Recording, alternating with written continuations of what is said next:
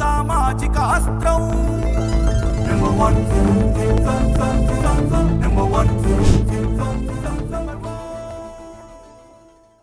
కూటమి ప్రభుత్వం కాపులతో ఆడుకుంటోందని, వారిని అవమానపరిచే విధంగా ప్రవర్తిస్తోందని రాష్ట్ర బలిజ ఐక్యవేదిక వ్యవస్థాపకుడు తేలప్రోలు రాఘవయ్య అన్నారు. దొమ్మరి కులస్తులను గిరిబలిజనులుగా పేర్కొంటూ రాష్ట్ర ప్రభుత్వం జీవో నెంబర్ 5 పేరున విడుదల చేసిందని అన్నారు. రాష్ట్ర వ్యాప్తంగా బలిజలు ఉద్యమించడంతో తిరిగి జీవో నెంబర్ 7 పేరున స్టేటస్ కో ఇచ్చిందని, స్టేటస్ కో కాదు తక్షణమే పూర్తిగా జీవో నెంబర్ 5 రద్దు చేయాలని తేలప్రోలు రాఘవయ్య డిమాండ్ చేశారు.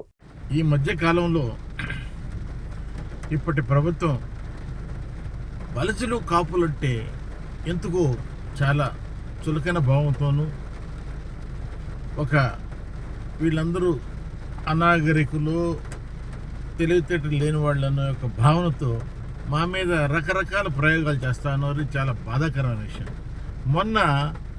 మొన్నటి ఉద్యమంలో అక్కడ రైలు దుర్ఘటనలో ఈ బలిజ కాపులకి ఇది ఎలాంటి సంబంధం లేదని కోర్టు తీర్పు ఇచ్చినా కూడా ఈ ప్రభుత్వం మళ్ళా ఒక జీవో ఇచ్చి దీన్ని తిరగతోటి మళ్ళీ పైకోర్టులకు వేసి ఈయన శిక్షించాలనే ఒక నిర్ణయం తీసుకోవటం చాలా చాలా విడ్డూరంగా ఉంది. అక్కడ నుంచి ప్రభుత్వం చేసే ప్రతి పనిని కూడా ఈ కులస్తులు అందరూ కూడా గమనిస్తూ ఉన్నారు. నిన్నటి రోజున దొమ్మరులను తీసుకొచ్చి గిరి బలిజలను చేర్చటం ఎంత మాత్రం సమంజసం అని చెప్పేసి, దేశంలో ఎన్నో కులాలు ఉండగా, వందల కులాలు ఉండగా ఒక కొత్త గౌరవమైనటువంటి కులాన్ని సృష్టించి ప్రభుత్వం ఆ విధంగా వాళ్ళని దొమ్మర్లను చేర్చటం, ఏదో ఒక వాళ్ళకి తగిన న్యాయం చేయడానికి ఎన్నో పద్ధతులు ఉంటాయి, ఆలోచించుకుని చేయటం మంచిది. కానీ ప్రశాంతంగా బతుకుతున్నటువంటి మమ్మల్ని తీసుకొచ్చి మా కులంలో దొమ్మరి గిరి బలిజని చేర్చటం చాలా హాస్యాస్పదంగా ఉంది. అంత లెక్కలేనితనంగా చూస్తూ ఉంటారని మాకు చాలా బాధగా ఉంది. ఈ బాధ ఎక్కువ రోజులు ఉండటం మంచిది కాదు. మా నాయకులందరూ కూడా ఉద్యమించేదానికి తయారవుతున్నారు. ఈ మధ్య కొందరు నాయకులు పెట్టుకున్న రిప్రజెంటేషన్స్తోనూ రిక్వెస్ట్తోనూ దీని మీద ఈ జియోకి స్టేటస్ కో ఇవ్వడం జరిగింది. స్టేటస్ కో ఏంటండి? స్టేటస్ కో ఏంటి అర్థం ఏంటండి? As it is where it is అంటే ఆ జియోని అట్టే మీరు లైవ్లో ఉంచారు. మమ్మల్ని ఎప్పుడూ ఆదుమరిచి ఆ జియోని మాత్రం ఇంప్లిమెంట్ చేస్తారు. ఇదే అవసరమా? జియోని క్యాన్సిల్ చేసేయచ్చుగా.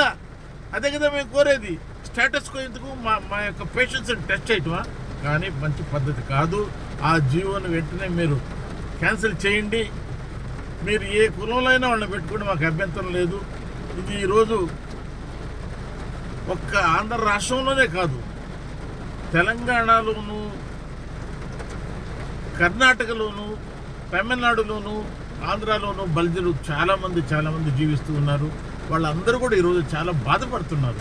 ఇది భవిష్యత్తులో పిల్లలకు కూడా ఎక్కడైనా అయోమయ పరిస్థితి తీసుకొచ్చే విధంగా ఉంది ఈ జియో అని చెప్పేసి మేమంతా నమ్మి దీన్ని వెంటనే క్యాన్సిల్ చేయాలని చెప్పేసి ఈ రోజు నేను నారాయణ గారికి ఒక వినతి పత్రం కూడా ఇవ్వడం జరిగింది.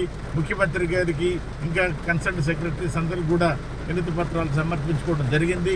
దయచేసి మేము ప్రభుత్వాన్ని కోరేది ఏంటంటే వెంటనే ఆ జియోని రద్దు చేయండి, మమ్మల్ని ప్రశాంతంగా బతకడమని ముఖ్యమంత్రి గారిని వేడుకుంటున్నాం. మరిన్ని లేటెస్ట్ అప్డేట్స్ కోసం చూస్తూనే ఉండండి నంబర్ 1 న్యూస్. సామాన్యుడి చేతిలో సామాజిక అస్త్రం.